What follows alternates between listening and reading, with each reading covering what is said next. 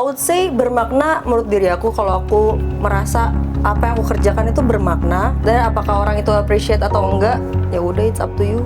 Yang penting aku udah did my best gitu. Ngomong makna ke kerjaan nggak bisa semuanya, jadi harus case by case gitu loh menurut gua gitu. Kayaknya untuk aku, karena mungkin aku bekerja, yang aku pikirin adalah gimana caranya kerja sebaik mungkin, jadi nggak perlu bawa masalah ketika kita pulang ke rumah.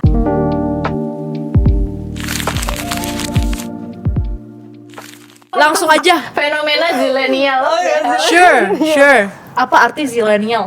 Zillennial itu kita secara physically kita born in 1995. Millennial ya, as millennial. Tapi kayak cara aku berlaku dan apa ya, karakter yang aku punya itu cenderung ke Gen Z. Oh, I don't know. oke. Oke, boleh dicontohin nggak Gen Z, se-Gen Z apa? Gen Z misalkan kayak lagi di kantor gitu ya, lagi kerja biasa sebagai employee full time, terus kayak aku tiba-tiba merasa kayak aduh burn out banget nih, terus aku bakal bilang ke head aku kayak aku butuh break deh. Oh, tapi emang sih gue ketemu dia selalu career break. Iya.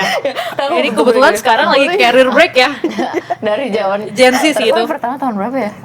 2024. 2024 harusnya 2 tahun ya. Iya, itu Gen Z 2 sih. tahun Kan Gen ketemu Z ya, kan? kita ketemu setahun sekali lah ya. It's very Gen Z, right? It's very Gen Z untuk bilang burnout dan untuk Iya. take a career break. Yeah, to speak up, I need To to speak break. up? Yeah. Oh, nggak ada sih. Gen Z. Millennial Iya, emang nggak ada. nggak Iya, kan? bener-bener. Terus kayak, aduh nggak bisa nih, ini emang kewajiban gue harus kerja gitu kan. Either berhenti pindah kerjaan gitu Iya. kan, atau ya udah lanjutin, mau berdarah-darah juga ya udah lanjutin gitu. Gak ada tuh namanya break karir. Kayaknya dosa Pak. In some ways aku punya pikiran milenial kayak, aduh nggak bisa, ini harus back on track, tapi I need a break. Gitu. That's what Terus makes me a zillennial, I think. Terus HR lu jawab apa pas lu bilang itu? Cuma bukan HR, enggak, ini bukan ngomong ke HR tapi ke head kayak ke atas ya. ngomong ke atas doang kalau aku akan slow pace ya. So Gen Z. Yaudah lanjut. Part 1, meaningful work. Kerja itu harus bermakna atau cukup dibayar? Ini pertanyaan dari percakapan aku sama tim aku. Aku nanya dia, kamu kalau misalnya setiap hari ngerjain 15 skrip, setiap hari seperti yang kamu lakukan sekarang, tapi tidak ada satupun skrip kamu yang kita pakai, yang di-post, yang di ini, kamu bakal bertahan dengan gaji yang sama atau enggak? Jawabannya enggak, karena dia merasa dirinya enggak berguna. So, pertanyaannya adalah, pekerjaan itu harus bermakna atau cukup dibayar? Di mana titiknya? Mungkin untuk bermakna, I would say bermakna menurut diri aku. Kalau aku merasa apa yang aku kerjakan itu bermakna, dan apakah orang itu appreciate atau enggak, ya udah, it's up to you. Yang penting aku udah did my best gitu. Oke. Tapi imagine, as a KOL specialist, kamu bikin PPT untuk kayak brief KOL gitu-gitu. Ya. Ya, mungkin misal bikin satu hari satu deck, terus gak ada yang dipakai gitu. Lu mah bukan Gen Z, PPT mah milenial. Oh iya ya, Canva ya, Canva. Maaf. Bukan Canva, G-Slide. Oh gitu, slides. Oh, slides. Gue kayak PPT bahasa. Selain gitu ada milenialnya tau. Iya, gak even milenial atau PPT Gen X. Astaga. Ya, Canva. Ya. Tapi mungkin yang lebih relatable ya untuk pekerjaan KOL spesialis, let's say ini aku lurusin sedikit. Aku misalkan bikin kayak KOL list, misalkan bikin roster KOL 200 nama, tapi itu nggak ada yang kepake. At that point, sebenarnya karena mungkin aku terbiasa kerja di agency, aku kayak udah stoicism aja kali. Oh gitu. Stoik menghadapi hidup. Stoik. Oke. Jadi kayak oke, cari lagi, siap. Noted, aku akan cari lagi ya, gitu. Wow. Oh iya, nggak dibawa perasaan kan? Iya. Emang gitu. Cici juga. Sebenarnya gini sih, kalau menurut gue ya, you guys tuh terlalu young aja buat terekspos sama yang kerja itu harus bermakna segala macam. Sekarang emang lo makna hidupnya tahu udah belum juga gitu loh mas. Ya kan, jadi maksudnya sedangkan waktu kita kan ya mungkin sosmed terus informasi juga nggak segitu. Banyak orang yang ngomong ini terus lu definisikan sendiri kan. Jadi tuh ngomong makna ke kerjaan nggak bisa semuanya. Jadi harus case by case gitu loh menurut gua gitu. Jadi kayak For example, lu kalau misalnya kerja, kan nggak mungkin kerjaan lu selalu diterima dengan baik kan. Ya. Kalau misalnya nggak diterima dengan baik sama orang lain, ya don't take it personally, ya udah improve aja, bikin lagi aja gitu. Menurut gue gitu sih. Kalau gue lebih pilih begitu dibanding gue kerja 15 skrip, 200 nama, nggak diterima, nggak dibayar, anjir. Ngapain jadi sih? yang penting dibayar udah. Ya, tapi Iya, dan tapi improve. nggak sampai yang penting dibayar, enggak. At certain times lu harus ketemu balance-nya juga gitu kan. Ada kerjaan yang ya udah gue do this emang for the money cause I need it, tapi ada kerjaan yang memang aduh ini tuh harus berhasil buat gue gitu. Jadi antara idealis sama profesionalisme gitu loh, harus yang mix gitu. Jadi nggak bisa digabung, kalau digabung nggak ada duit ntar ujungnya. Betul. Nggak sih, kalau ikutin idealis lu sendiri kan belum tentu juga idealis lu paling bener, paling bagus. Iya, Betul. Kayak kalaupun pekerjaannya tidak bermakna kan kita bisa mencari makna yang lain dari hasil pekerjaannya kan. Iya, sebenarnya Iya. bukan kerjaan yang nggak bermakna Iya sih sih. menurut gua, kalau itu case-nya. Persepsi ya. Iya, persepsi kan. Betul. Kayak Benar tadi tes sih. lu bilang, dia bilang beneran, ya udah yang penting kan bermakna buat gue. Ya kan? Benar. At least ya kalau misalnya Iya dia, sih. dia kayak dia 200 nama nih, terus nggak di-approve, ya udah at least database-nya nambah 200 Iya. nama. At least gue Itu nambah makna loh, database, ya kan? bener. Ada certain nama. Kalau gitu mah, kalau yang tadi tim lu tuh case-nya kayak lebih nyari approval gitu loh. Nyari validasi. Aduh, itu harus dibahas sih, kayak Gen Z need for validation. Validasi Iya, kenapa ya itu?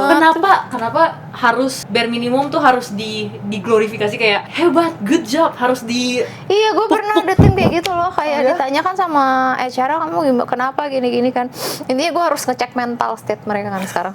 Gen Z. Wow. Iya, karena selama ini katanya kalau misalnya kerjaannya bagus, gue nggak pernah muji, ya gue diem aja. Oh. Tapi kalau kerjaannya nggak bagus, gue revisi. Ya nggak tahu, di gue sih emang logika aja ya. Kalau nggak ada yang perlu direvisi, ya oke, ya udah gitu.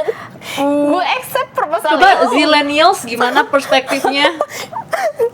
Kayaknya untuk aku, karena mungkin aku bekerja, yang aku pikirin adalah gimana caranya kerja sebaik mungkin, jadi nggak perlu bawa masalah ketika kita pulang ke rumah. Jadi aku bahkan udah nggak mikirin di environment office tuh kayak gimana, itu kayak udah bodo amat lah, yang penting di scope aku udah yang terbaik. Pulang tidak membawa masalah. Ya udah, that's it. Iya tahu Oke. kayak gitu. Lu Iya. campur-campur kayak gitu atau ekspektasinya terlalu tinggi kadang-kadang sama dunia kerjaan kan. Lo kayak di dunia kerjaan environment-nya harus bagus, bosnya tuh harus baik gini-gini. Oke, itu menurut siapa? Menurut realitas siapa? Menurut dia sendiri gitu kan. Tapi kalau menurut bosnya, ya ampun, ya misalnya kayak gue, aduh anak-anaknya baper semua, ya kan stres juga gitu. Atau mungkin ada sesuatu yang dia mau achieve kayak career ladder, Iya, dia bisa. butuh. Tapi gue pernah baca artikel yang even buat milenial sekarang ya, nggak cuma Gen Z, kadang-kadang mereka tuh nggak mau ke level yang lebih tinggi gitu loh. Aku juga pernah baca. Iya, iya, Baca, iya, iya, Karena iya, the iya. pressure of apa sih, kayaknya harus menjadi yang lebih hebat, harus Iya, iya. harus jadi leader, itunya mereka nggak mau gitu. Jadi kayak pengen ya udah segini itu aja. Iya, Sengaja nggak naik gitu kan. Iya, sengaja Iya. nggak naik. Ada yang kayak gitu juga. Nah, Bahkan ada yang downgrade kayak maksudnya dari kayak ada career ladder, dia mau ke manager, mau ke apa, terus tiba-tiba dia hilang, dia pengen settle ke pekerjaan yang B aja.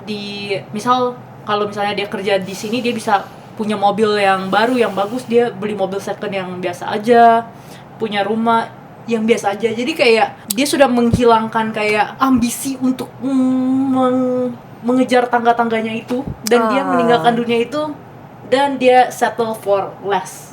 Oh, tapi dia banting setir atau dia downgrade di bidang yang sama? Bisa di bidang yang sama. Misal kalau di kreatif ya, gimana kan ada kreatif head, ada kreatif Iya. ya gitu-gitu. Tapi misal dia dari scriptwriter jadi apa, dia nggak suka ternyata kayak di posisi manajerial. Oh. Dia downgrade lagi ke scriptwriter. Oh. Iya, dengan pikiran sadar bahwa scriptwriter itu wouldn't make as much as ketika dia di posisi manager. Oke. Misalnya dia posisi manajer, tapi misalnya udah kamu keep di manajer aja, gaji kamu saya kasih 2 kali lebih, mau nggak? Pasti mau. Sabar. Ini ada nyambung dikit. Aku ngobrol sama teman yang ditawarin gaji 2 kali lipat untuk stay di posisi yang sama, dan dia tetap menolak. Oh. Aku bingung kayak, Kenapa? Iya, exactly. Nggak masuk akal kan? Posisi yang sama, gajinya double, misal dari 8 ke 16 dengan pekerjaan yang sama, tapi dia skip karena work environment-nya, karena bosan. Jadi kayak Kalau I think 3 for Gen kali? Z, Kalau 3 kali? dia bilang sih dia would stay for 50 mil. Tapi kan itu nggak masuk akal untuk dari yang 8 juta ke 50. Padahal dia keluar pun nggak dapat gaji segitu. Ngerti nggak sih? Oh. Cuman gara-gara lebih ke Kayaknya bosan, emosi ya, work and- emosi. Iya, emosi Kita bener-bener. gampang. Impulsif sekali berarti ya. Iya sih. Ya benar-benar. Kita manusia dengan impuls Yang yang tinggi. tinggi, yang Iyalah sangat sosmed. berespon ke Iya, sosmed. emosional. Sosmednya kayak gitu. Tapi kayak aku ada di tengah-tengah deh. Aku juga sempat ada offer kayak 2 kali lipat tapi nggak aku ambil. Wih, Kalau 3 kali lipat kamu ambil? 3 kali lipat ambil Mikir. aku mikir. kayaknya enggak. Tuh, 50 mil dulu baru mau. Enggak. Kayaknya enggak. Nah, kembali lagi ya. Aku sebagai zilenial nih. Sebenarnya aku menganggap kalau sebenarnya yang aku cari tuh bukan benefitnya dulu, bukan salary-nya dulu atau kayak apa namanya paycheck-nya dulu gitu. Tapi sebenarnya kapasitas gue tuh nyampe ke situ apa enggak. Kalau itu bakal bikin gue stres banget, kayaknya ini udah nggak mungkin. Nah, nggak akan aku ambil. Gitu. Tapi kalau misalkan oke, apa namanya, misalnya waktu aku transisi ya dari eksekutif ke manajer gitu ya, mid manager, itu kayak sebenarnya di satu sisi waktu itu kayak aduh kayak gue nggak bisa jadi leader nih, tapi ternyata itu cuma fase bahwa ya itu kan lo first time kan, first experience, lo cuma perlu keep trying, keep learning aja how to be a good leader gitu, dan abis itu akan menyesuaikan kan setiap harinya. Tuh. Tapi mungkin at some people mungkin akan berhenti di rasa nggak enak itu dan nggak mencoba untuk Iya, You know. untuk go through it Iya. aja gitu kan.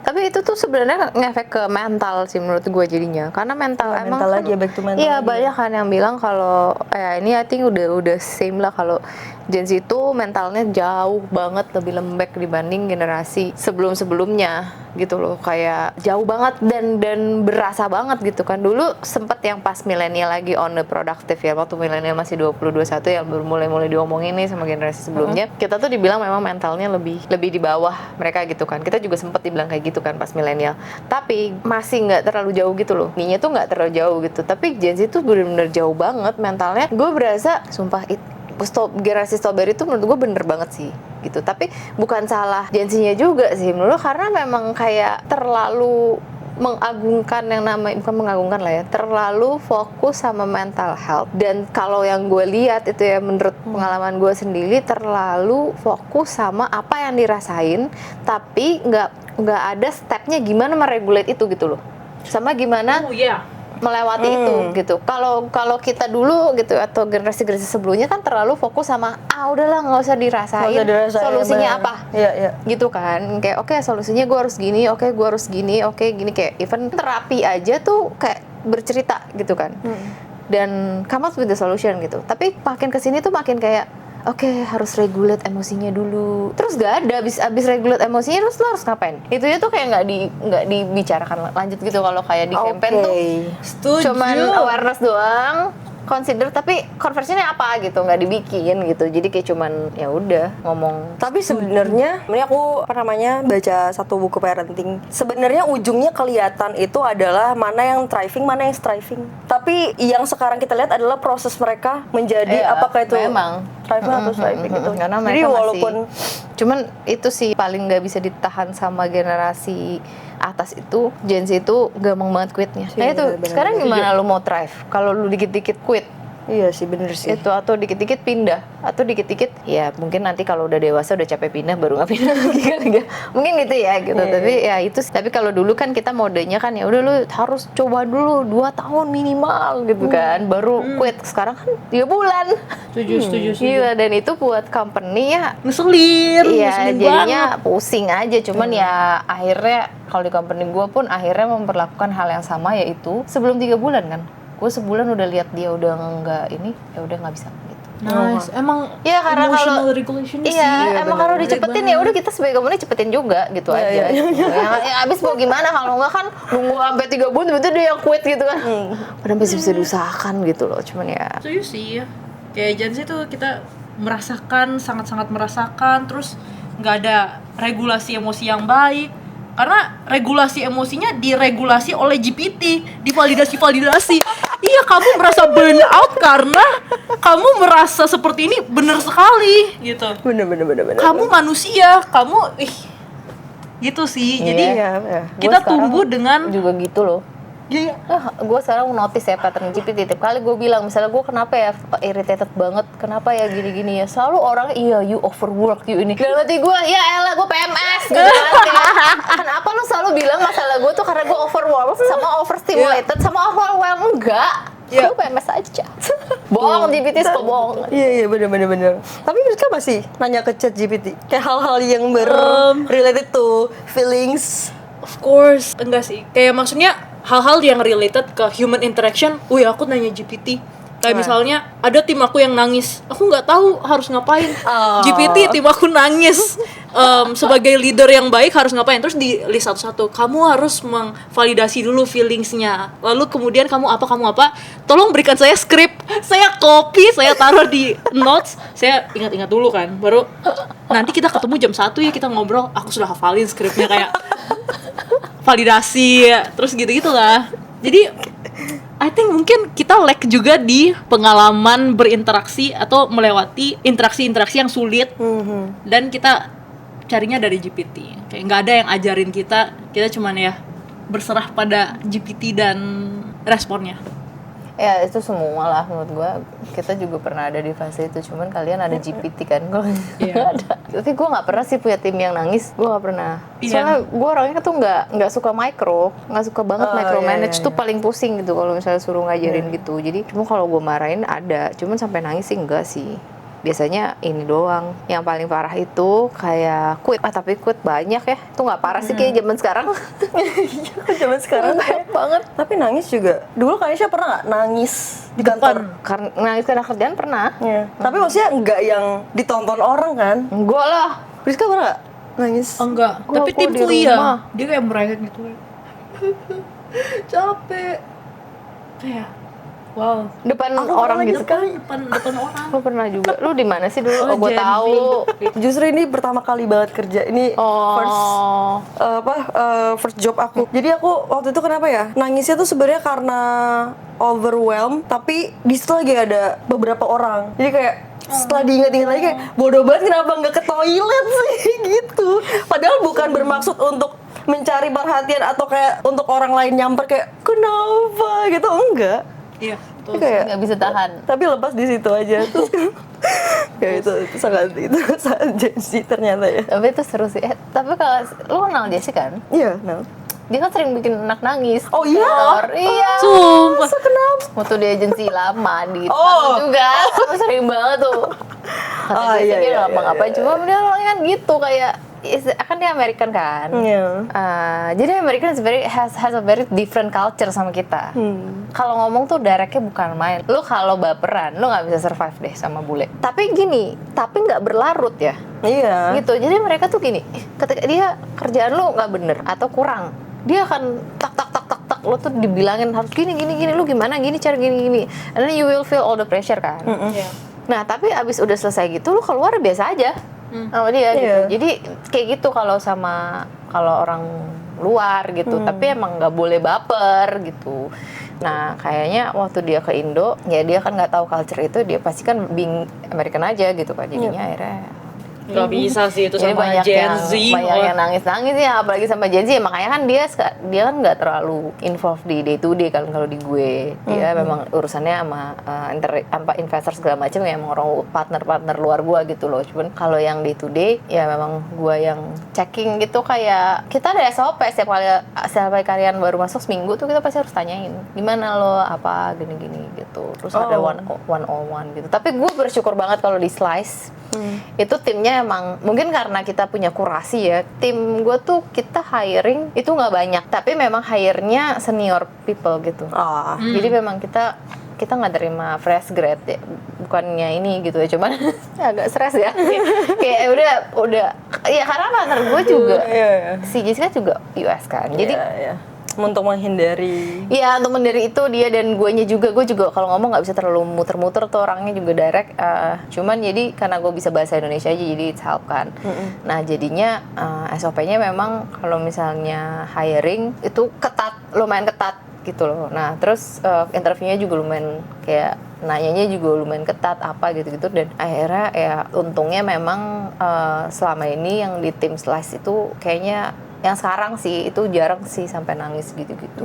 Cuman ya, dan kalau quit ya udah gue nggak nahan. Susah kalau lu tahan ya. Kerja performance-nya juga turun, Ya. ya kan? Iya benar-benar. Ya udahlah, gue bilang udah cepetan cari yang lain lah. Next, obsession with meaning. Kayaknya ini udah bahas dikit-dikit. Yep. Hidup itu harus punya tujuan besar atau dijalanin aja? Maksudnya hidup itu harus punya tujuan besar baru worth living, atau hidup itu ya udah dijalin aja nggak usah cari tujuan gitu. Ya, something like that. Oke, ya menurut gue sih jalin aja lah. So millennials.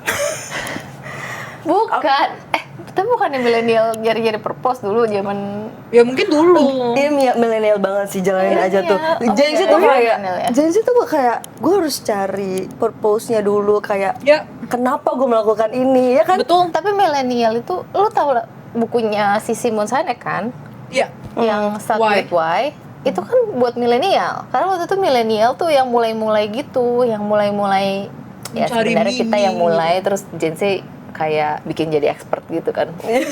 Expertise dalam mencari meaning. Kalau kita tuh yang kayak baru mulai ke expose nih, oh ya hidup tuh harus purpose-nya apa gitu-gitu kan. Iya, karena mungkin dari sananya milenial kan turun dari orang tua yang survival mode kan. Jadi perlu diajarkan itu supaya ya start with why ya sebenarnya perlu purpose juga, tapi detailin lagi sama Gen Z yang Iya. Sangat-sangat Jadi- mendewakan meaning. Iya. Iya, iya soalnya kita juga gini, walaupun lu tidak punya tujuan hidup, tapi ya lu nggak bisa stop hidup gitu loh. Iya, Di nggak milenial tuh bisa. gitu. Tapi masalah kalau Gen Z nggak bisa. Dia stop. Ya. Gak ada makna hidup, ngapain hidup? Sabbatical, Gitu. happyer, Hey. gitu. Gak ada Gitu. tujuan. It's okay. Iya gitu. Kalau kita ya udah sih sambil cari deh gitu kan. Iya, Wah, benar, ya benar. I have to list juga kan. Lu nggak bisa nggak hidup gitu kan. Life must go on gitu kan. Kalau jadi dia bisa pause hidupnya. Bener.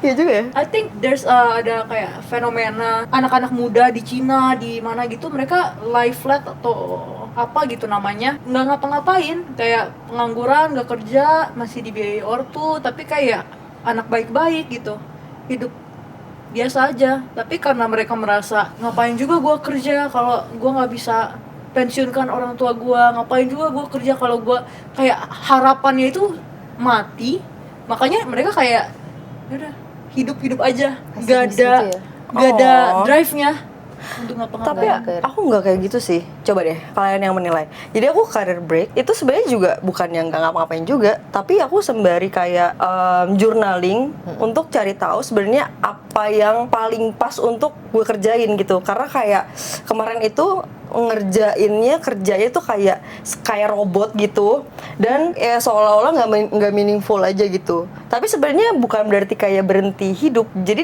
dari career break ini tetap melanjutkan hidup sambil mencari-cari sebenarnya apa yang supaya lebih efektif dan efisien gitu loh. Kalau Hitungannya menurut gua, enggak, tapi kalau lu sih karena lu kan udah berkeluarga juga kan. Iya, Terus, bener. lu juga udah in the position yang bisa pause Iya. untuk mencari gitu. Jadi menurut gua nggak apa-apa gitu loh. Sehat Beda sih. gitu kan. Masih itu kayak gue misalnya mau stop kerja gitu. Maksudnya gua akan mungkin lebih fokusnya ke anak, terus fokus ke family. Iya, bener, hidup bener. kita tuh udah lebih Ada Kompleks. fondasinya Iya, gitu loh bener. gitu, karena udah di umur segini gitu Bener. kan. Tapi kalau yang masih muda itu udah mau langsung ke break gitu kan, padahal lu belum jalan. Dia belum udah ngapa-ngapain. break gitu kan, kayak belum ngapa-ngapain bro Oke. gitu. Jadi itu yang ngebuat kadang-kadang tuh ya fenomena ini tuh yang kayak dah gitu bingung ya gitu. Lu mau break dari apa sih gitu kan? Kita udah di sini gitu kan gitu. Jadi kayak gitu, kayak tadi pertanyaannya purpose kan. Nah, kalau gue sih kayaknya milenial tuh udah punya kesadaran kalau kita memang harus punya tujuan hidup. Tapi kalau gue pribadi, tujuan hidup gue adalah menemukan apa tujuan hidup gue. Berlapis ya. Coba gue tanya, tujuan hidup lo apa? tujuan hidup aku sebenarnya to spread love. To spread Jesus love. Oh, oke. True. Ya true. Ya udah. Bener-bener, aku nggak ada tujuan Nah, hidup lagi selain daripada masalahnya kalau Gen Z tujuan hidupnya tuh, iya misalnya gue mau punya private jet gitu kan, jadi kayak gitu, ya nggak sih? Iya kah? Iya kah? Nggak tahu Gen Z sih. gitu kan? Nggak tahu. Enggak deh. Enggak. Saya mau membela Gen Z di sini. Ya oke. Kan ada milenial, jadi kan nggak bisa ngebela Gen Z. Sebagai Gen Z tujuan hidup yang dicari tuh yang kayak gimana? Kategorinya apa aja gitu loh? Oh, apa aja ya? I think materialistiknya Gen Z, I think Gen Z yang paling sadar deh bahwa hidup hedonisme gitu it's not really fulfilling. Mereka looking for impact sih, kayak Wow, oke. iya kan, kayak mereka mau mengedukasi orang biar orang-orang tuh nggak sebodoh dia dulu, yang tipe-tipe kayak gitu. Padahal mereka belum bisa mengedukasi orang, contohnya kayak gitu. Yang sendiri masih mau belajar tapi mau melakukan sesuatu. There's this greater good atau butuh sesuatu yang jauh lebih besar dari dirinya, bukan hanya sekedar mau mobil ini, mau rumah itu. Iya, I think mungkin ada dua. Satu yang materialistik, pengen kayak Timothy Ronald punya path, satunya yang mencari impact dan makna hidup. Gitu. Jadi tujuan hidupnya itu adalah menjadi impact. Iya, impact I think itu sesuatu yang besar sekali untuk Gen Z sih. Makanya Tapi yang aku impact nggak harus perhatikan, besar kan? impact nggak harus besar, tapi itu harus sesuatu yang mereka bisa lihat dan nyata gitu, dan harus di remind terus. Dan if they stop, how can they be impactful? Ya, paradoksnya di situ. Cuman yang aku lihat impact tuh sangat drive yang besar untuk Gen Z. Kayak misalnya ya, kamu mau nggak aku ajak ke sini, bayarannya nggak seperempat dari gaji kamu, tapi kamu membantu anak-anak di Papua untuk bisa A B C D, gas gitu. Lebih mungkin juga karena nggak ada tanggung jawab dan beban yang gimana ya. Tapi at the same time juga keinginan untuk hidupnya itu berdampak besar sekali, meninggalkan legacy. Asik. Jadi mereka itu stop Ketika tidak mendapatkan meaning. Kalau kamu kan mencari kan Kak, kayak maksudnya aku bisa ngapain ya, atau kayak journaling atau segala macam. Kita enggak, kayak kalau udah nggak dapat meaning, shut down, kayak apalah gunanya aku di hidup ini. Gak dapat meaning, shutdown. Nah terus nggak mencari. Nah, mungkin yang bisa aku terima adalah kalau misalkan emang di umur yang masih muda mereka mencari itu oke, karena aku merasa aku telat banget untuk Mencari. take a break, terus untuk masih mau cari-cari sebenarnya mau ngapain itu too late gitu di udah kepala 3 gitu. Tapi mau kalau misalkan emang masih mau nyari di 20-an itu masih oke. Tapi mau mereka stop and do nothing terus apa gitu. Iya, soalnya gini, tapi kalau lu mau mencari, it is okay. Tapi kan mencari itu bukan berarti lu stop doing what you have to do kan. Iya. Gitu loh. Jadi maksudnya tuh itu. Jadi bisa karena kadang-kadang suka itu juga, kadang-kadang suka ketemu ketika lu jalan juga ya kan. Bener. Gitu, dan mostly gitu sih kalau di gue ya, akhirnya lu ketemu karena lu mencoba gitu Iya, loh. iya, Karena bener. lu put yourself out there gitu, seenggaknya gitu, ketemu sama orang baru. Ya, betul. Ngobrol sama orang baru, tapi ya yang lama tuh jangan ditinggalin dulu gitu loh menurut gue. Jadi kayak sampai lu bener-bener ya at least punya sedikit banyak plan gitu loh. Dan satu lagi sih menurut gue, Gen Z itu fokusnya sekarang, apa generasi sekarang lah ya, itu fokusnya kenapa ke work ya. Ya. Iya nggak sih? Ya, Kalau ya, dulu tuh kita ada work sama ada love lah, sengaja Iya, relationship ya, family, ada friendship, iya, ada friendship, family. bener. Sekarang tuh kayak semua konten, nggak tahu ini algoritma gue aja atau enggak, tapi semua tuh selalu tentang work gitu. Jadi seolah-olah ketika tidak mereka misalkan gagal jadi impactful, it's all about iya. just Padahal itu cuma work kan. gitu loh. Iya, Sedangkan kan impactful bisa aja di sisi lain Iya, kan, impactful bener. sama buat keluarga lo, buat friends lo gitu-gitu kan, itu juga bisa. Jadi kayak Iya, dunianya bener. jadi sempit banget. Banget. Jadi kayak cuman work Oh, doang work, gitu, dan iya. worknya kalau environmentnya langsung jelek, ya namanya juga work environment kadang-kadang kan bagus, kadang-kadang jelek gitu kan. Jadi kayak Iya. nanti kalau ininya nggak bagus, terus kayak dunianya langsung runtuh gitu. Iya. Jadi langsung identity gue, hidup gue tuh nggak Hancur. impact dulu karena workplace gue kayak gitu. Karena kan ini workplace, Iya, lu ada bener. tempat main, Iya, harusnya iya, ada bener. rumah, ada apa gitu loh. Itu yang mungkin itu kali ya. Jadi semuanya ditaruh di dalam basket workplace gitu. Kenapa sih Gen Z tuh obses banget sama work? Kenapa ya?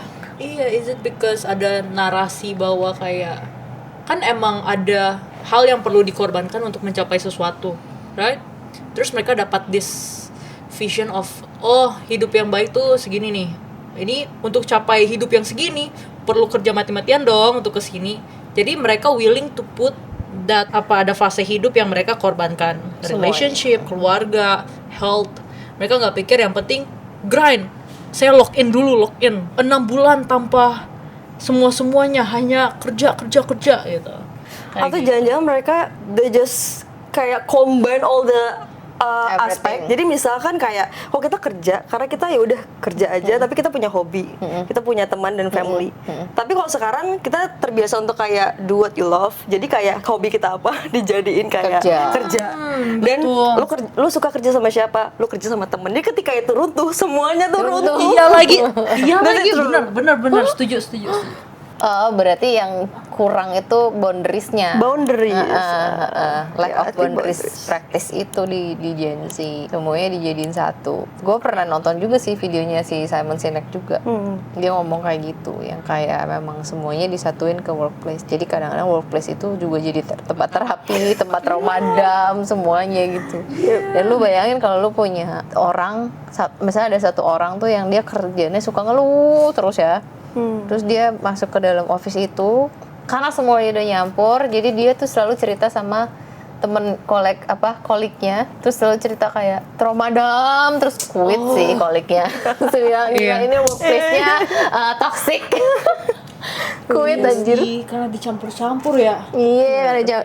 Dulu aja kita tuh ada teman kerja, kolik. Kita ada teman baik, Teman teman baik, main, bener. teman nongkrong. Itu beda-beda loh, teman kecil. gereja gua dulu. Ada Bener, loh. sama aku juga teman beda. gereja. Ya kan, teman gereja beda, teman main nongkrong beda, teman sekolah beda, teman kerja beda. Itu beda semua loh. Dan aku nggak bisa kerja sama teman baik atau teman yang udah temenan duluan. Nggak dianjurin Nggak juga. bisa diajak buat ya atau Sebenarnya itu kerja. agak nggak dianjurin Iya, juga. bener-bener. Itu lu mesti punya awareness sama boundaries yang cukup kuat, sama lu juga nggak boleh nggak enak-enakan sama dia ketika lu bekerja. Ya, Jadi kalau misalnya, especially buat orang Indo sih, gue nggak saranin sih, karena banyak orang Indo kan baper. bener. Nah, so gimana? Berarti sekarang semua dicampur tanpa mempraktis boundaries yang sehat itu. Ya. Ya makanya harus punya hobi atau community lain sih di luar kerjaan sih. Ini gara-gara ikigai sih kayaknya ya. Konsep Ikigai. Iya, konsep yang kayak di hidup tuh mesti ikigai. Iya, Mesti bener. what you love, what you jago, what you Iya, itu dibayar, bener. semua menjadi satu. Betul itu. Terus yang aku Padahal sebenarnya bukan itu loh, ikigai itu loh maksudnya. oh ya, Iya, ikigai itu kan lebih ke lu tuh cuma satu gitu loh. Nah, diri lu ini yourself. Nah, ini semuanya ini adalah yourself memang. Tapi bukan berarti semua hal nggak ada boundariesnya gitu. Sebenarnya kan kayak gitu. Emang nggak mungkin. You're not only your work, obviously. You're not only your family. You're not only your friends gitu. Lu ya lu. Makanya seolah-olah konsepnya tuh jadi satu. Tapi bukan berarti menyatukan semuanya gitu bukan. ya. But anyway, ini juga bukan menyatukan semuanya. Ini adalah semuanya ditaruh di full work, beda kan? Ya kan? Balance-nya kan di situ. Iya. Balance-nya semua ditaruh di work itu. Maksudnya bedanya di situ. Especially di ikigai ini. Kalau ikigai kan lu secara keseluruhan. Nah, kalau ini lu adalah pekerjaan. Temen Iya, gue iya, semuanya benar. ada di pekerjaannya, fokus Iya, 100% di benar, pekerjaan. benar. Sekalinya pekerjaannya begini, wah nggak komplain, udah quit, cari pekerjaan lain, akan sama. Iya. Mana ada sih pekerjaan yang nggak bikin stres? Iya, betul sih. Iya. Betul. Gila, gue kan pokoknya gue Januari, Februari, dari Desember, Januari, Februari, Maret tuh gue banyak banget keluar negeri sama keluar kota ada nggak ya? Pokoknya ya keluar kota, keluar negeri karena gue emang capek. Enggak. Tapi ya pasti responsibility nggak bisa gue tinggal kan, kerjaan masih tetap gue kontrol segala macam. Tapi emang gue sangat-sangat membatasi diri gue karena gue tahu itu tuh gue udah di fase yang mental health gue tuh udah malam tidur pakai obat tidur. Besokannya gue migrain, ngopi kalau nggak ngopi migrain, terus kayak dikit-dikit sakit kepala dan itu tuh harus minum ibuprofen terus. Tau nggak sih yang di titik sakit kepala lu nggak bisa hilang Iya, kecuali lu minum minum- painkiller iya, gitu. bener. Nah itu belum lagi kita cewek kan ada PMS cycle dan itu tuh gue untungnya kan gue kan emang ada terapi juga, gue ada terapi session juga kan segala macam kalau misalnya gue ini, jadi untungnya udah berapa puluh tahun di dunia hidup di dunia ini dan sudah tahu kalau kita butuh terapi kadang-kadang. Yep. Dan itu tuh ketika 3 bulan yang dari Desember lah, itu tuh Desember sampai Maret ya berarti itu tuh gue 4 bulan yang dengan awareness harus membagi diri gue yang kayak wah gue udah stres nih, udah mulai stres, gue harus turunin, gue harus gini-gini. Jadi tapi kayak threshold gue tuh sangat tipis gitu loh. Ya jadi tapi karena udah ada awareness itu, jadi gue akhirnya mencoba kan. Cuman gue tahu gue harus slow down gitu selama especially Januari, Februari, Maret. Makanya gue banyak holiday. Jadi gue banyak keluar kota, gue banyak keluar negeri juga gitu. Abis pergi pulang keluar lagi gitu, karena gue harus kayak refresh lah, istilahnya refreshing gitu kan. Nah terus kemarin selesai libur lebaran, kebetulan kan kita juga bum ya Januari. Libur lebaran. Iya lagi. Kemarin hari pertama hari Senin, yang dimana I'm ready to start again gitu kan. Hari kemarin nih, baru banget kemarin hari Senin. Migrain gue langsung jam 4. Gue sampai mau meetingin jam 4, tim gue kan, bentar ya nanti aja kita mundurin sejam. Karena gue migrain, akhirnya gue harus meregulate lagi dengan cara gue keluar dulu dari office home gue keluar. Terus gue harus tarik napas, gue harus ngapain biar nggak jadi migrain, karena kalau jadi migrain gue harus ambil ibuprofen, itu udah parah jadi. Nah jadi poinnya adalah balik lagi ketika lu bayangin gue tuh punya space untuk keluar ke anak gue, ke baca buku lah apa segala macam, punya space keluar dari work gue gitu loh. Nah bayangin kalau lu nggak punya space itu gitu loh, lu nggak punya misalnya teman di luar itu, jadi kayak lu lagi stres di kerjaan nih, lu curhatnya ke temen yang ada di kerjaan juga gimana sih? Itu kan nggak bisa kan gitu. Jadi gue juga keluarnya curhat sama temen gue yang lain, atau keluar curhat sama laki gue gitu kan, yang emang nggak ada di space itu ya. Mungkin kalau gue curhat mereka juga nggak ngerti, tapi yang penting gue keluar dari situ gitu. Jadi ya itu dia, bayangin kalau misalnya lu nggak mempraktis itu, jadi semuanya tuh di sini, lu stres, lu happy, lu achievement, lu nggak achieve, semuanya tuh di sini. Semerawut bu. Iya. So it's not about you. Betul. Poin yang aku tarik itu adalah inilah mental health sesungguhnya, krisis mental health sesungguhnya. Bukan segala macam, aduh pusing, burn out. Padahal kamu baru kerja dikit, mungkin mentok, burn out. Iya benar. Kalau belum migrain, kalau belum ibuprofen, jangan kau bilang mental health. Obat tidur satu lagi. Tuh. Tidur. Itu lagi yang ada di otakku, ini bener-bener Ini beneran mental health. Aku kayak membandingkan dengan aku kayak oh shit. Itu gue sadar belum lagi ya, kemarin tuh to be honest, waktu gue nggak tahu lah 2026 ini, waktu Januari, dari Desember lah ke Januari, itu tuh banyak banget berita duka di sekitar gue. Oh, di sekitar gue ataupun di dunia online gitu. Iya bener lagi di dunia. Banget dunia online udah banyak ya, tapi sekitar gue juga banyak yang kayak dari oma gue, terus nyokapnya temen gue, terus nanti keponakan temen gue, wah banyak gitu kan, gila bam bim bum sampai kemarin terakhir aja masih ada tuh akhir Maret temen gue, kayak temen gak dekat, cuman teman kita kenal gitu loh.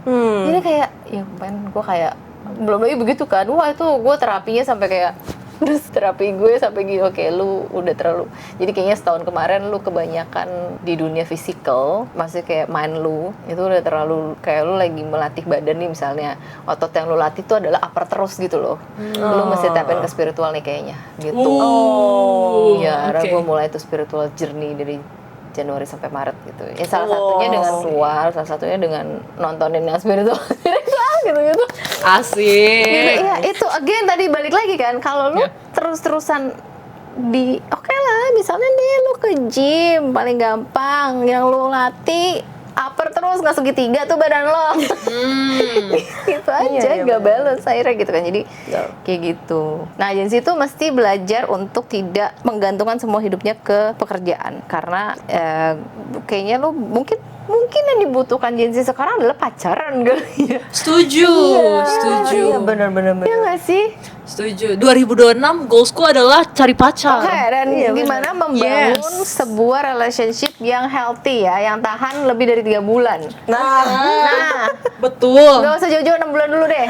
Wow. 6 bulan coba setahun ya kan. Kita nggak ngomong sampai nikah lah. Maksudnya praktis gitu loh, menjalin hubungan yang lama gitu. Mungkin itu yang diperluin. Kalau work mah udah jago lah kalian. Iya betul. AI banyak, apa banyak. Ada tau kayak narasi-narasi yang kayak nggak usah punya pacar sampai sukses gitu loh. Yang kayak relationship itu taruh dulu, diabaikan dulu. You work, you get yourself udah ready, udah mapan, udah maksudnya you stable dulu lah, baru pikir relationship. Dulu. Nah, Stable, kalau Coba. misalnya lu nggak emotionally stable, gimana caranya bisa punya relationship? ya. Dan kemacuran emosional kan bisa lu asahnya dengan relationship. Setuju. Harus Setuju. pakai hati, nggak bisa pakai otak lo. Sumpah relationship harus pakai otak. Iya sih, setuju. Iya kan? Berantem terus kok pakai otak. Ya mungkin itu yang harus. Oke, para Gen Z di sini kalian udah jago banget cari duit. Cari pacar, guys. Cari Iya. pacar coba. Sama hubungannya panjang.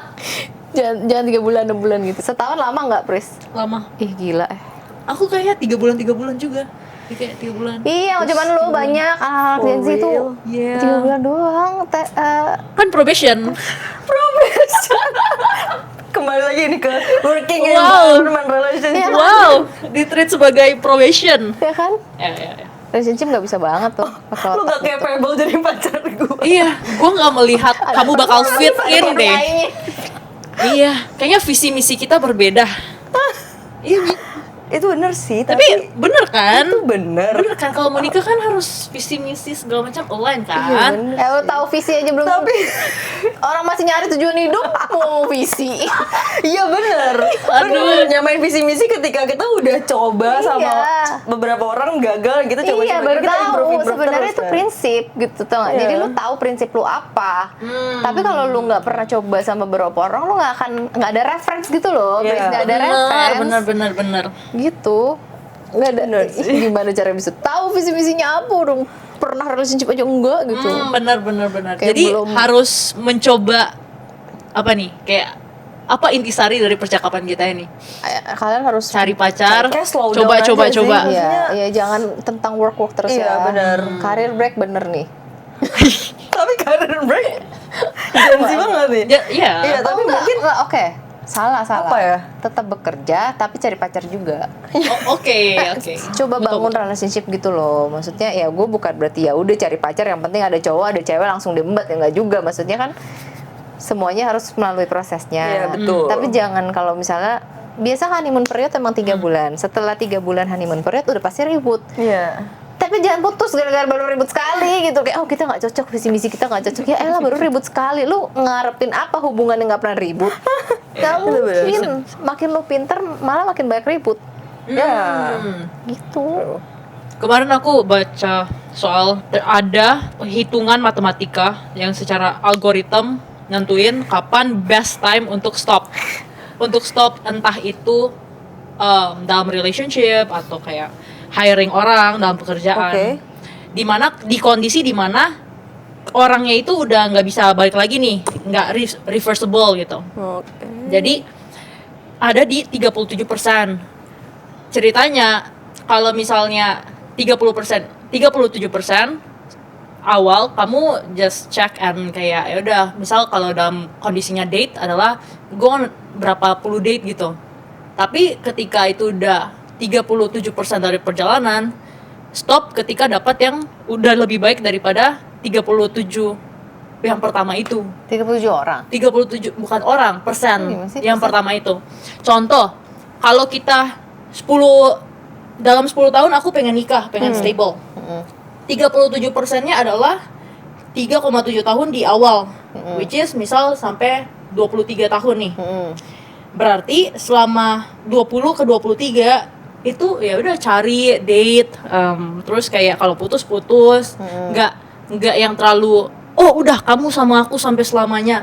Ya. Tapi sampai 23 ketika ada yang udah oke, lebih dari 3 tahun yang pertama ini he could be it gitu. Oh. Tapi ini cuman framework berpikir aja, bukan kayak yang harusnya. Tapi secara algoritma 37% itu angka yang paling pas, dimana you have seen enough tapi kamu gak bakal miss kesempatan-kesempatan bagus di depannya. Tapi Something kayak kalau gitu. 37% dalam waktu 3 tahun 4 tahun itu cuman 1 orang doang gimana? Ya itu salah sih. Salah sih. Kita bilang salah apa enggak dari mana? Pris orang kan beda-beda temunya. Ya nggak sih? Iya sih, iya. Tapi when it comes to kayak hal-hal kayak gini emang nggak ada matematikanya, Iya, nggak ada. benar. Cuman hitungannya doang, rumus doang. Teori. Iya, mau kadang-kadang harus ada gitunya. Gen Z tuh harus dikasihin gitu, dikasih wireframe gitu tau gak sih? Baru Iya. jalan. Benar-benar. Ya kan? Dia harus Dikasih tahu PPT. dulu. Iya benar-benar. Aduh, gitu deh. Kalau kabut nih dia nggak jalan ya. Iya, kabut aja ya kan? Clarity Harus- kan? Harus iya. clear kan? Harus clear mau kemana, caranya gimana. Lanjut, yang terakhir adalah oh kalian buat ini nggak sih kayak vision board? Enggak. Aku enggak. Aku lebih ke mind map kayak, tapi itu present time sih. Jadi kayak misalkan aku lagi mengalami apa nih hari ini, kayak lagi ada bingung apa, aku bakal kayak bikin mind map. Kayak kalau misalkan kayak gini kemungkinannya akan apa skenario nya gitu, kayak bikin skenario. Oh, plan gitu ya. Plan. Kalau vision board, berarti Vision bukan. enggak. Vision board enggak. Kalian percaya afirmasi nggak? Yang kayak Manifestasi gue kalau percayanya. manifestasi. Ya? Ini manifestasi, afirmasi maksudnya kayak tadi Saya Priska udah apa? adalah leader, memperkatakan hal-hal baik gitu ke diri sendiri dan eventually akan percaya. Ya ada benernya juga sih. Sebenarnya untuk men-trigger apa ya, energi baik aja sih. Tapi sebenarnya ya, kalaupun kita lagi tidak merasa kita adalah a good person, ya tetap jalanin aja. Kalau gue sih nggak. Kalau gue nggak bisa tuh kayak memuji diri sendiri. Jadi agak gimana perasaannya. Temen yang lebih gue aja dilakukan adalah mengkontrol, jangan menghina diri sendiri tuh. Itu. Iya. Oh mungkin Kanesha karena udah oke di situ, jadi nggak perlu kayak Ya udah pede ya gitu udah kan. pede. Nggak juga. Justru karena gue very insecure, makanya kalau ketika lo memuji diri sendiri, lo berasanya gue lagi denial. Oh Gitu kan. Tapi kayak yang gue latih itu adalah ya beberapa tahun belakangan ini. Jadi iya gue tuh, kita tuh tanpa sadar ya, orang insecure tuh tanpa sadar mencari sesuatu yang negatif tentang dirinya. For example, fisik deh misalnya gitu. Aduh, mata gue gini ya. Aduh, ini gue gini. Aduh, kayak badan, nanti kayak insecure tentang body dan lain-lain kan. Apalagi cewek kan. Nah, dan biasanya tuh gue akan spiraling tuh. Kalau misalnya gue nggak kontrol itu, akan spiralingnya jadi kayak nanti nge-gym lah, apalah, diet lah, apalah gitu, yang kayak malah jadi bikin tambah stres. Nah, jadi akhirnya notice-nya adalah, oh, gue tuh nggak boleh terlalu membicarakan hal yang negatif tentang diri gue. Oke. Ya itulah yang at least gue bisa bicarakan. Dan nah, karena itu akhirnya baru image tentang bodinya sama tentang my physical gitulah ya, ataupun apapun insecurity-nya akhirnya baru pelan-pelan berubah gitu. Karena ketika lu misalnya udah being negatif nih, terus lu hantem sama positif, itu nggak nerima, ininya tuh defense banget gitu. Enggak, gue nggak gini, malah jadi debat gitu, makanya jadi stres gitu. Jadi akhirnya pas itu tuh gue nemuin, gue lupa sih exact momennya nemuin itu di mana. Jadi ketika oh ya udah deh, gue coba aja untuk lebih kayak gini, tolerate gitu. Oh, gue kurang gini ya. Oh ya udah nggak apa-apa, nanti diperbaikin. Oh ya udah nggak apa-apa gitu. Lebih gitu. Lebih ke embrace ya. Lebih kayak udah jangan dilawan ke, ya lu nggak boleh gitu dong, itu kan negatif. Lu pasti oh, salah lagi kan gue gitu loh jadinya gitu. Gitu. Ayo harus perkatakan yang baik. Jadi kayak aduh salah lagi nih gue nggak memperkatakan yang baik. Kalau gue lebih kayak gitu. Gen Z juga nggak sih? Gue zilenial berarti. Karena Gen Z tuh dia mah suka embrace sesuatu kan. Kan kalau milenial itu kan justru tukang denial. Iya memang banyak temen gue yang suka di dalam tuh. Iya kan? Apalagi cowok. Ya. Tapi Cinesa millennials yang sudah melewati banyak terapi session, udah kayak aware gitu. Benar itu benar. Benar. Iya. Gue nggak consume konten mental health, tapi gue beneran Dan itu mendingan langsung kayak gitu daripada self diagnose. Iya, soalnya case by case. Kadang-kadang ada yang kalau misalnya gue lagi terapi, gue pikir gue begini, ternyata enggak. Itu begitu coach gue bilang yang lain baru oh iya juga ya gitu. Ternyata enggak, self diagnose gue salah. Iya benar. Next question, kalian seberapa percaya kalian sama kayak gut feeling gitu? Percaya gue. Enggak lagi, aku nggak terlalu deh. Lo nggak percaya gut feeling? Oh ya? Enggak. Oh, Kayak- jadi based on apa? Jadi thinking banget ya? Enggak juga sih. Iya thinking, tapi lebih ke coba-coba aja lah. Tapi kayak gut feeling maksudnya kan kayak wah ada feeling nih ini bakal iya. naluri. Enggak. Jadi kayak, nah itu dia kenapa akhirnya sampai ke titik career break. Karena aku nggak berasa sebenarnya mana yang benar nih, mana yang best for me. kayak ini nggak dapet gitu feelingnya kayak ngapain gitu loh, ngerti nggak? Jadi kayak ya udah jadi coba-coba aja. Oke, kerja full time udah. Oke, sekarang coba kalau kita mix antara Kerja sama yang lain. freelance dan being a mother, nanti mungkin coba lagi apa gitu. Aku percaya gut feeling, cuman gut feelingku kebanyakan salah dibanding benarnya. Itu kan harus dilatih. Oh gitu ya? Iya Gimana kan? cara melatihnya? Nggak harus latih ya, testing. Benar. Jadi misalnya lo berasa A nih, lo cobain aja bener nggak A? Oh enggak. Oh berarti ini bukan yang lo rasain itu bukan gut feeling ternyata gitu. Betul. Terus lo cobain, oh bener ya, oh itu yang karena akhirnya nanti akan berubah. Suaranya Iya. bukan nggak ngomong suara ya, saya itu kayak abstrak ya, sense lah, Iya, kita ngomong sense. sense lah gitu. Sense itu berubah. Jadi kayak atlet, kayak orang olahraga, dia kan akhirnya bisa ngukur tuh, misalnya larinya harus gimana, kayak gitu kan karena memang udah ada masalah memori, udah ada kayak gitu. Benar. Gut feeling juga gitu, harus latih. Sense-nya dapat dari pengalaman kan, kayak semakin berpengalaman semakin sense-nya kuat gitu. Iya, Kayak udah lihat semakin- segini, oh ini Iya. tanpa berpikir pun ini kayaknya nggak cocok. Berarti nih. sebenarnya aku juga secara nggak ada, langsung iya. lagi nyoba gut feeling aku sendiri dong. Iya, Hmm. kayak dirasain gitu. Tapi ya Tapi nanti secara akan nggak sadar. Iya, nanti akan ya biasanya dilatihnya ya dengan secara sadar mendengarkan Iya. feeling itu gitu Oke. aja gitu. Iya. Berarti yang ini nggak sadar, cuman sedang melakukan. Iya. Oke. Ada juga yang kayak gitu. Oke. Kalau gue sih, gue berasa gitu banget. Sama yang udah pasti kalau misalnya lu lagi nggak bener gitu ya, kadang-kadang mental kan lagi nggak bener itu udah pasti gut feelingnya nggak ngaco. Iya. Mending tidur. Mending tidur bener. Dan Mending makan. nggak usah apa-apa. Iya, dan makan. Indomie. Iya, benar-benar. Kan, yang junk food. Jangan junk food yang terserah kan mau makan apa. Iya bener juga, kenapa ya kita selalu kayak gitu. Ya, Kayak healingnya tuh Junk food. bebas mau makan apa aja. Iya. Jangan ada yang ngatur gue mau makan apa hari ini gitu. sih. Lepas kontrol. Iya, lepas kontrol, bener, itu juga one of the best treatment. Oke, sejam Sekian Pris. dulu. Sekian dulu. Part 2. Nggak, bercanda.